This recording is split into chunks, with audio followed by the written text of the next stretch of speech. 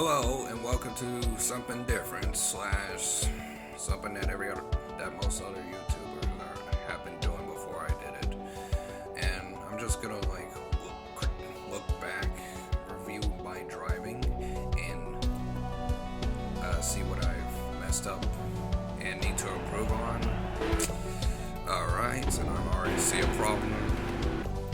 The problem right here is that Honda NSX is way too close to the bumper of the Porsche right here. And what I generally do when it comes to rolling starts is that I slow down. I slow down super early before I reach my braking point coming up to a turn, and lay off don't be too aggressive. Try to basically stay back from the pack. Don't try to do any moves, especially if there were three cars in front of me, or four or five, or if there's a complete wall in front of me. I stay back until the wall collides with one another, as it usually happens in racing games. Now, I'm not sure about the breaking point here. I mean, the racing line is obviously where I am, but the Honda slowed down just enough to not hit the rear bumper to the Porsche. Let's see. God, look how close that is. Oh my God, if my mouse cursor could tilt to the left, it would be held together by the front bumper and rear bumper. Ooh, too close. See? Right there. That is what happens when you...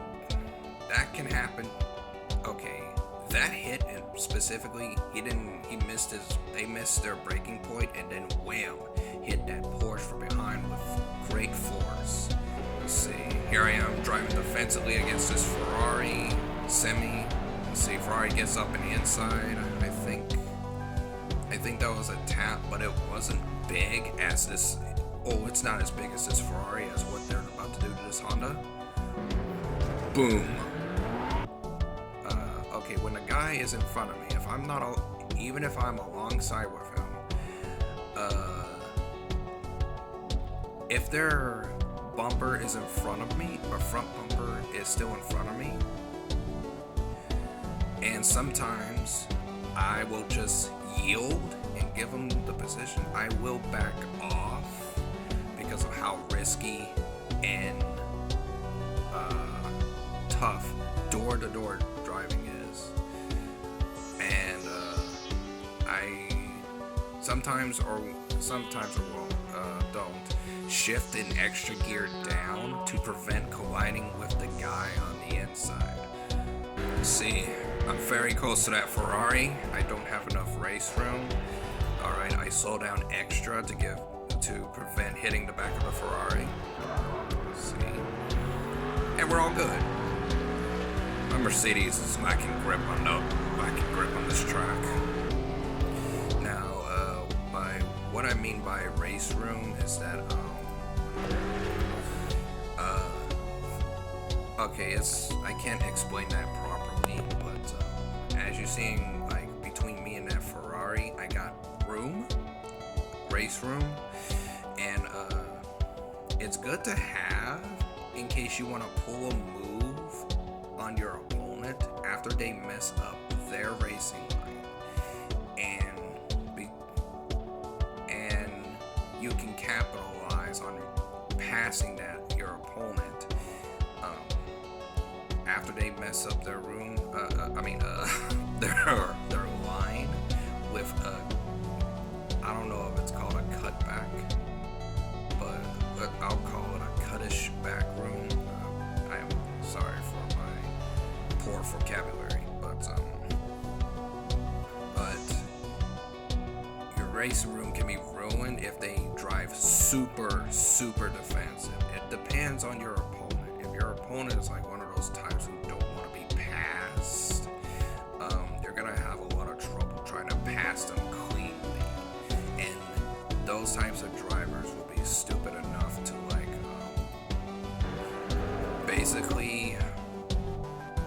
basically run their car into you when you are basically following, or no, when you're staying at the edge of the track. Like, for an example,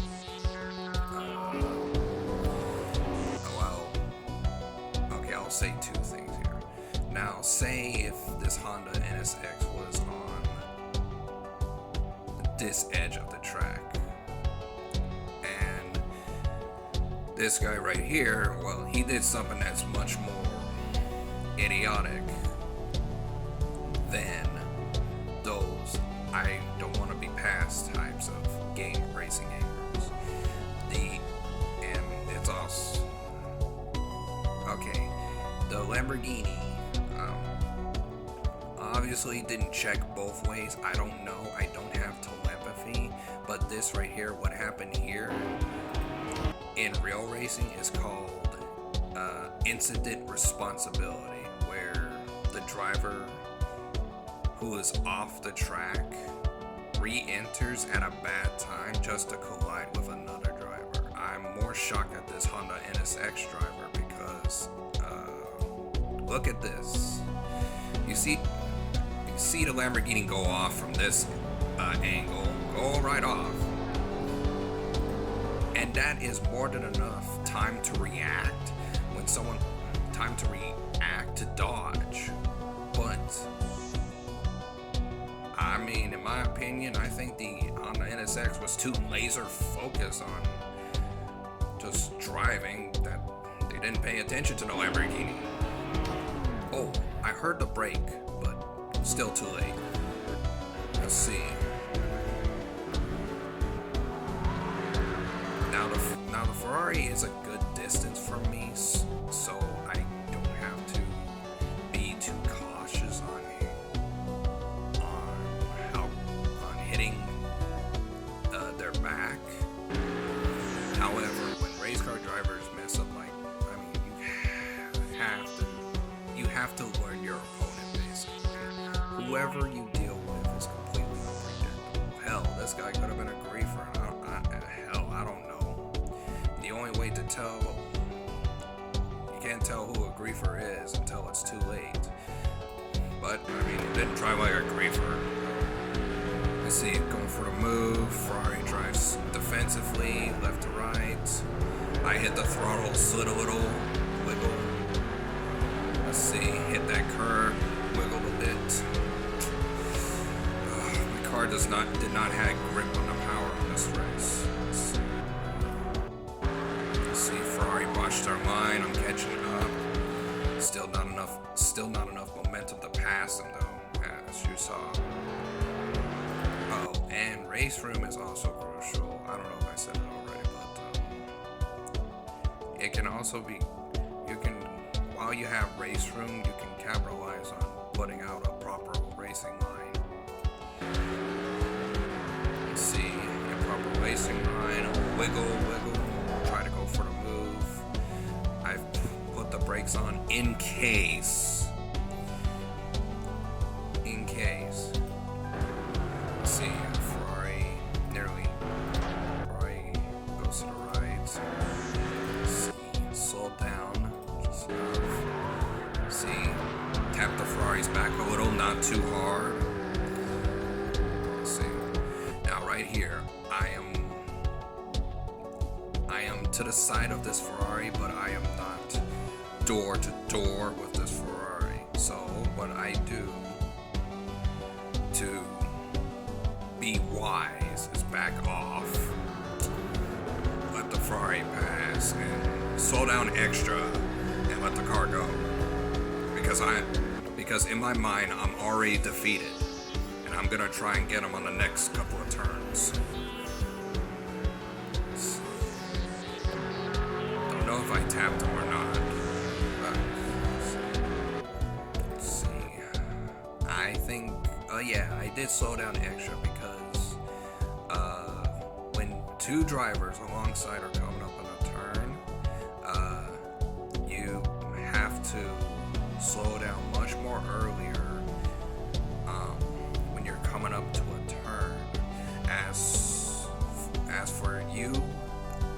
on the inside to not go off the track.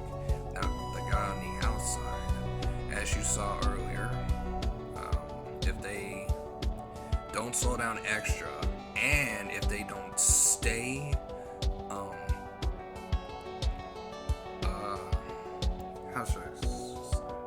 if they don't maintain their outside line, or their line, let's just say that, they will hit the guy who is going from inside to outside and knock him off the track. Real life race car drivers have done this before too. Well, they can, but drivers have knocked their opponents off the track from their failure of this multiple times. I've seen it in DTM, I've seen it in FIA GT1, I've seen it in GT World, WEC, etc. And I know those are real life examples, but racing games, in my opinion, feel like they're like trying to steer towards that realism. Ooh, very close. I put the brakes on early, get the proper racing line, but I'm laying off the throttle. And there's a thing that racing, and a slide. Anyways, that's the thing that most racing gamers do, is that when their opponent is in front of them and the guy from behind gets a better racing line than them, they rev the throttle and accidentally hit the back of their opponent. So when I recognize my opponent messed up their racing line, I lay off the throttle just to prevent hitting their back. Ooh, right here. Now, the reason why this happened is because I was trying not to go off the track, and this Ferrari was trying very hard to keep that first place position. Right there. Now, if he stayed off the gas and kept turning right, let's see, they would have ended up probably right here. And I should stay to the left here, but what I tend to do is I literally drive and watch where my opponent is. No proximity arrows, of course, which is not a good thing either. Let's see, I think some frustration was building over me while I was battling this Ferrari. So I missed my braking point, hit the Ferrari, and we both go off. Got the better line, braking points, getting too close to the Ferrari, didn't lay off the throttle, and then tip, boom, right there. And that is a good example what happens when you don't lay off the throttle. And not every racing game is identical to one another in terms of physics and drivability, but if I laid off the throttle and stayed to the right after that turn, that wouldn't have happened, but the Ferrari would still be in